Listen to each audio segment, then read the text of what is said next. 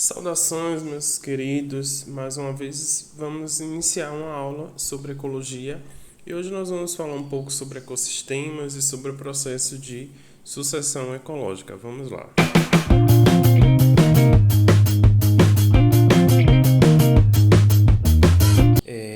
Antes de falar sobre o conceito da dinâmica, né, de sucessão ecológica, a gente precisa nos debruçar um pouco sobre o que é o ecossistema. Nós vimos que ecossistema é um dos níveis de estudo da ecologia e o conceito de ecossistema ele se modificou ao longo do tempo, de acordo com a compreensão melhor da dinâmica da natureza, pôde-se definir um conceito mais correto, né? Digamos assim, um conceito que realmente traduzisse o que ocorre na natureza. Então, em 1970, Dali traz aí um conceito de que o ecossistema é um sistema aberto ao fluxo de energia e matéria e que contenha pelo menos uma espécie. Então, ele está nesse momento aí definindo um ecossistema ao nível, considerando aí as relações da espécie com o meio físico, né? E mesmo que exista apenas uma espécie, ele já considerava ali um ecossistema. Em 1978, esse conceito foi mudando, né? A compreensão da dinâmica de um ecossistema. E Hudson traz um conceito de que um ecossistema ele tem um contexto ambiental dentro do qual ocorrem as dinâmicas de populações e comunidades. Ele considerou aí que a dinâmica, então, ela é muito importante, né? Essa dinâmica envolvendo a relação entre as espécies é muito importante para a definição do que é um ecossistema. Em 1948, Lindemann traz um conceito aí de que o ecossistema ele, né, considera um sistema composto de processos físico-químicos biológicos ativos dentro de uma unidade espaço-temporal. A partir desse conceito aí, a gente começa a compreender que ao estudar o ecossistema, a gente precisa considerar as relações, como eu já mostrei em aulas anteriores, dos seres vivos entre si e como esses seres vivos interagem com o meio físico e químico. Então a gente tem processos físicos, processos químicos e processos biológicos que são as relações desses seres vivos com eles mesmos e com o meio abiótico. Em todos os conceitos, a gente precisa estar sempre considerando a comunidade e o habitat, ou seja, a comunidade, são todas as espécies que vivem naquele ambiente, e o habitat, que é o espaço físico, né, composto aí pelo meio abiótico, onde vai existir os fatores físicos e químicos nos quais esses seres vivos irão interagir. Existe um problema aí da definição do conceito de ecossistema em relação às fronteiras, os limites, né, do que a gente pode considerar um ecossistema, né, uma definição de um ecossistema. Então, nessa imagem aí a gente tem uma fronteira muito visível entre um ecossistema aquático, ducícola, né, de água doce, e um ecossistema terrestre. Mas esse limite, né, entre essas fronteiras é muito subjetivo. Há uma subjetividade em relação a essa unidade que é o ecossistema. Então, por exemplo, eu poderia ter uma fronteira muito pequena, né, uma fronteira, por exemplo, em uma única árvore. Eu posso estar analisando uma árvore e em um tronco, tanto no tronco, aliás, eu vou citar só o tronco da árvore, né? Em um único tronco, eu posso ter micro-organismos distintos que estão mantendo relações diferenciadas, estão explorando o meio físico de forma diferenciada, e então eu posso ter um ecossistema apenas no tronco da árvore. E também eu tenho ecossistema, na realidade eu posso ter ecossistemas distintos em um único tronco de uma árvore, se eu estiver considerando micro-organismos aí. Mas também eu posso ter um limite de fronteira muito grande, né, que envolve aí grandes distâncias, se eu estiver considerando carnívoros, por exemplo. Né? Então eu vou ter carnívoros que vivem em habitats mais diferenciados, né, explorando de forma diferenciada, com nichos ecológicos diferentes. Então, eu vou ter aí um problema em relação a essa fronteira, né?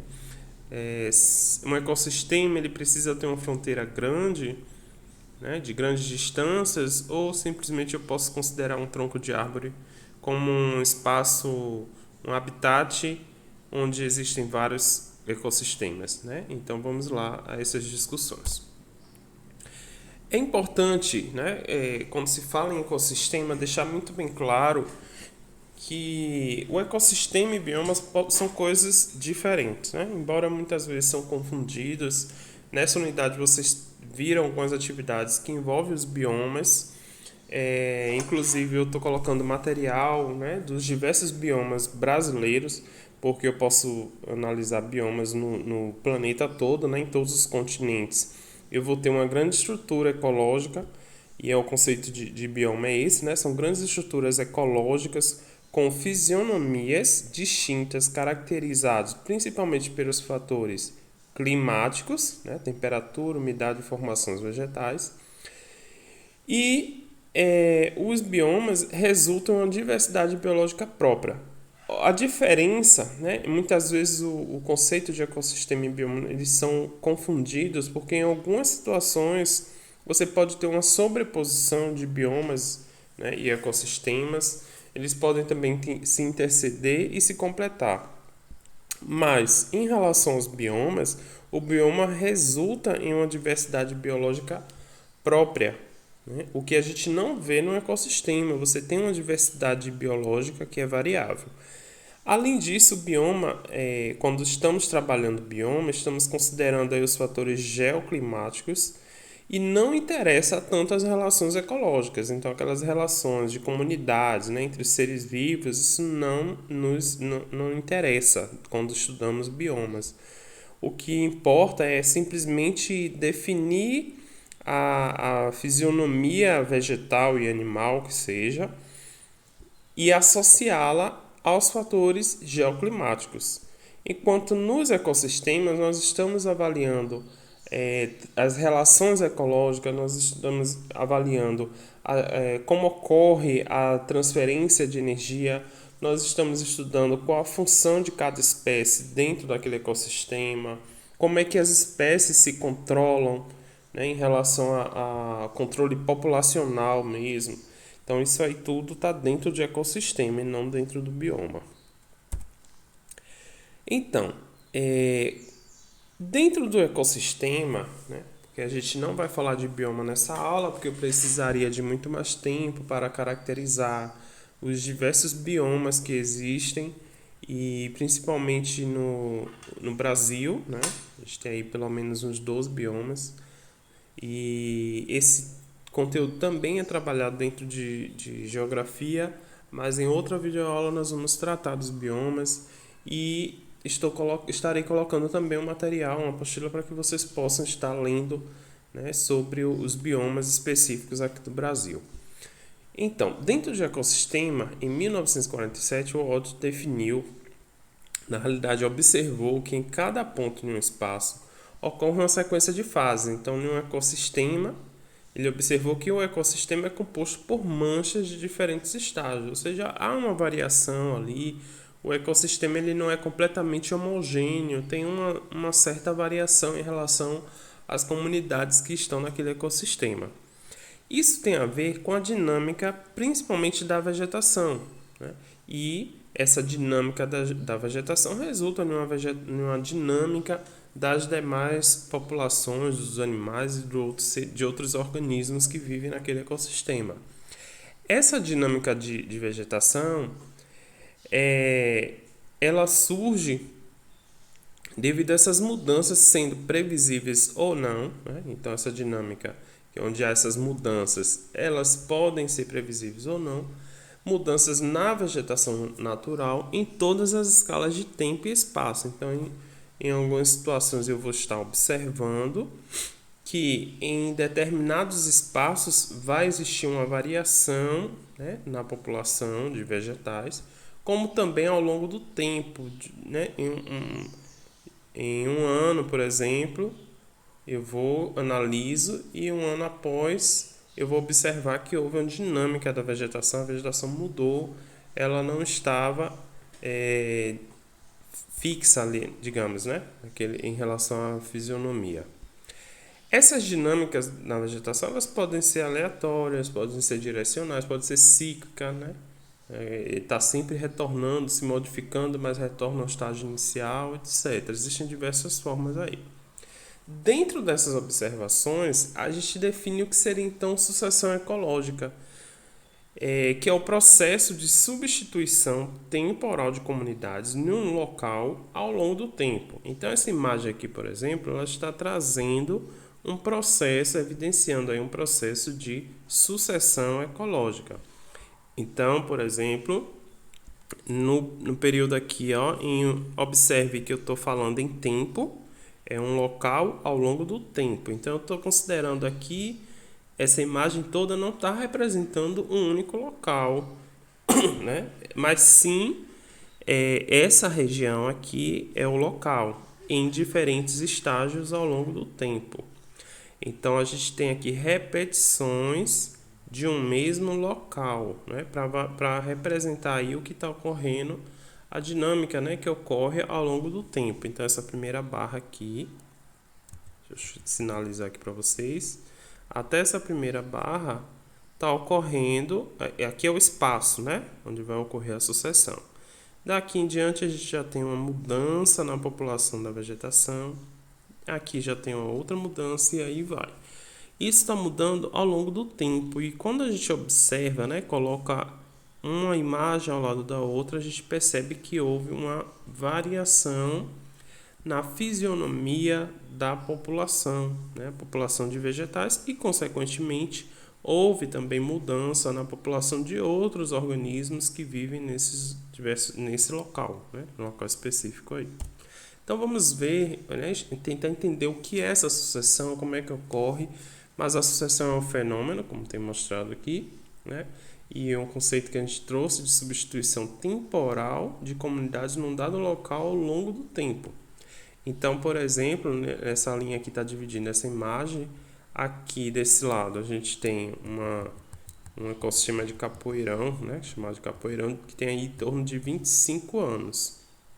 Nessa área de cá, a gente tem uma área vizinha, né, que foi recém-queimada e abandonada, que ficou aí em torno de 10 anos. Né? Então, a gente tem aqui, na realidade, a gente tem a área queimada e aqui uma vegetação de capoeira em torno de 10 anos aí, sem interferências. Então, o que a gente observa é um processo aí de sucessão, né, de espécies maiores e até chegar aqui na vegetação de capoeirão. A gente vai tentar entender melhor como ocorre esse processo de sucessão, mas antes disso a gente precisa compreender que existem dois tipos de sucessão ecológica. A sucessão primária, que é aquela sucessão onde as espécies que vão surgindo, as espécies iniciais, né, elas chegam em um espaço onde não existia espécies. Né? Então, em uma rocha, por exemplo, em uma ilha vulcânica recém-formada. Então, a partir daí, as primeiras espécies vão colonizar esse espaço, né, em uma etapa aí chamada de ecese. Né? Então, nesse momento, alguns líquens e musgos vão se fixar aí, vão modificar as condições geológicas dessa rocha, né? Causar intemperismo na rocha em si e começar o processo de formação do solo. Na sucessão ecológica secundária, a gente tem uma área, um espaço natural que foi devastado ou queimado, né? Ou um processo aí natural que tenha causado um distúrbio, né? Até mesmo um processo de uma clareira na floresta. E a partir disso, novas espécies vão se restabelecer nessa área e ao longo do tempo a gente observa que há uma retomada aí da população vegetal, né? Isso, claro, que levando um tempo aí para o restabelecimento desse espaço aí, desse local. Então, na sucessão primária, o que a gente vai ter né, é que essa sucessão, ela, como eu falei, ela se inicia no ambiente estéril, onde não existia nenhum ser vivo, é essa imagem aqui de cima, né? Observe que está tudo em branco, né? Eu tenho aqui algumas vegetações que estão chegando, estão conquistando esse espaço. Geralmente são líquens, fungos, algumas microalgas, e aí começa a se desenvolver algumas vegetações baixas, né? Os primeiros organismos que se estabelecem nesse ambiente são pouco exigentes, porque eles vão encontrar condições de estresse hídrico, né, de calor. Então, há condições aqui que são que talvez para outras espécies mais exigentes elas não conseguiriam se desenvolver. Então, essas espécies que vão conquistar esse espaço, colonizar esse espaço, elas não podem ser muito exigentes, elas precisam sobreviver a essas condições que ela encontra ali. Então, na sucessão secundária, né, ela vai ocorrer em uma área de uma outra comunidade, onde uma outra comunidade, na realidade, esteve presente e foi destruída. Na realidade, essa destruição não necessariamente devido à atividade antrópica, mas às vezes mesmo natural, né? Como o fogo em uma mata, né? Causada pela questão climática. Então, isso também pode acontecer. Então, essa sucessão secundária vai ocorrer após essa degradação aí de uma área. Nesse processo de sucessão ecológica, né, vai chegar um momento em que a comunidade se estabiliza. Então, a gente chama de comunidade clímax. É quando essa comunidade atinge o grau máximo de desenvolvimento, né, que é compatível com as condições climáticas naquele local, com as condições físico-químicas daquele ambiente. E essa sucessão, durante muito tempo, foi entendida como um processo ordenado de mudança sucessional, ou seja, uma etapa sucedendo outra e assim sucessivamente, né? Sendo redundante. Então, uma comunidade, nessa visão, uma comunidade ela sempre vai facilitar o estabelecimento de outra, como a gente vê nessa imagem aqui. Então, o que a gente está vendo, aqui a comunidade, vou colocar essa na sucessão ecológica primária, por exemplo. Então, eu tenho aqui algumas espécies, líquens e musgos, que vão se desenvolvendo aqui, são pouco exigentes, precisam de umidade, né? Claro. Mas em relação às geral das condições, são pouco exigentes e vão colonizando o espaço. E nesse processo de colonização vão modificando as condições físico-químicas, facilitando o desenvolvimento de outras espécies. E aí vem uma etapa aí, né, de série, que eu vou ter aí ervas e pequenos arbustos que começam a conseguir se desenvolver nesse ambiente. E ao se desenvolver, essas ervas e pequenos arbustos vão também modificar, vão continuar um processo de modificação desse ambiente, né, que foi colonizado.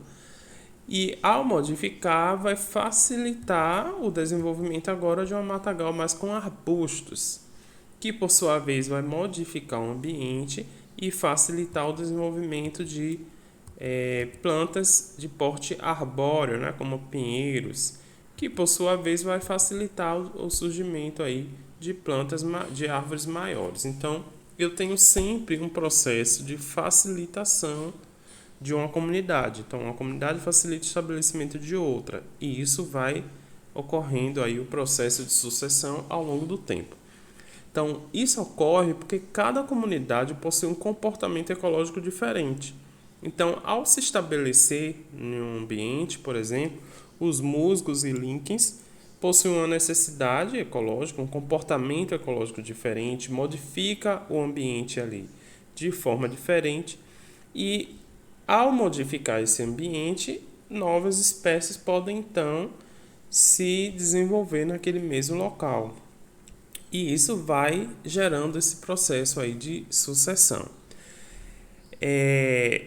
Claro que existem distúrbios e alterações, e hoje já é entendido isso, que alguns distúrbios e alterações ambientais podem mudar essa previsibilidade, né, de espécies menores que vão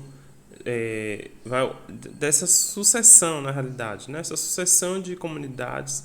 Então, isso não é tão previsível. Você pode ter um processo de sucessão que se iniciou, mas houve ali enchentes, inundações, chuvas, um processo de herbivoria, de uma superpopulação de um inseto, por exemplo, ou névoas que causam a morte de várias espécies de plantas, deslizamento, fogo. Então, isso altera os caminhos da sucessão ecológica. Então, a sucessão ela não é um processo tão retilíneo, né? Então, existem diversos caminhos. Então, a sucessão ela pode seguir caminhos vários, resultando em comunidades distintas, mas distintas da comunidade inicial. Então, vou voltar aqui àquela imagem, né? Observe que eu tenho um processo aqui de sucessão, né, de uma área que foi degradada, e eu tive o estabelecimento, o restabelecimento, né, dessa comunidade.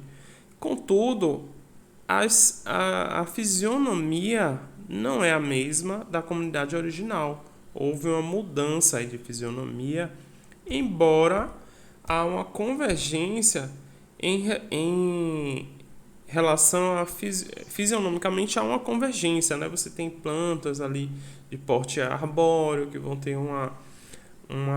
vão conseguir se desenvolver naquelas condições climáticas, naquelas condições físico-químicas daquele espaço. Mas as comunidades não necessariamente serão iguais à comunidade inicial. Então ela pode seguir caminhos distintos. Nessa imagem a gente pode ter aí, por exemplo, inicialmente espécies que a gente chama de pioneiras, que são as espécies que vão colonizar o espaço inicial, né, ou a área degradada. Então essas espécies elas têm como característica um rápido crescimento, vida curta e germinam em pleno sol uma vez que a área está degradada. Então não tem nada para sombrear e elas precisam resistir ali ao pleno sol para se desenvolver. Ao se desenvolver, elas vão modificar, né, através de suas raízes, vão modificar o espaço, modificar o meio, a questão da umidade do solo. Então, toda essa modificação facilita a inserção de novas espécies, que a gente chama de espécies secundárias iniciais. Então, são espécies que têm crescimento médio, vida média, que germinam no sol e também conseguem sobreviver na sombra, né? Então, que já vão encontrar um ambiente modificado pelas pioneiras e vão continuar um processo de modificação do espaço abiótico para que então chegue às espécies clímax, que são espécies de crescimento lento, vida longa, né? E que germinam também na sombra. Então, a gente tem espécies mais arbóreas, né, onde as sementes conseguem germinar mesmo estando sombreada, né, numa região sombreada, porque ao chegar no espaço ela vai encontrar ali espécies secundárias que formam sombra, então elas precisam se desenvolver ainda assim, então elas precisam germinar também na sombra. Então observe que há um processo aí de facilitação, mas que não é direcional, porque a dinâmica ecológica ela é muito ativa, né? E as condições, os distúrbios, alterações podem modificar isso aqui, né? Então eu posso ter espécies pioneiras e não ter espécies secundárias e devido à chuva ou a deslizamentos eu ter espécies clímax que já colonizam esse espaço com as pioneiras. Então há uma dinâmica aí muito grande em relação a esse processo de sucessão ecológica. Então é isso, galera. Nós falamos brevemente sobre sucessão ecológica, sobre ecossistema, diferenciamos também dos biomas e por hoje é só, até a nossa próxima aula. Um grande abraço.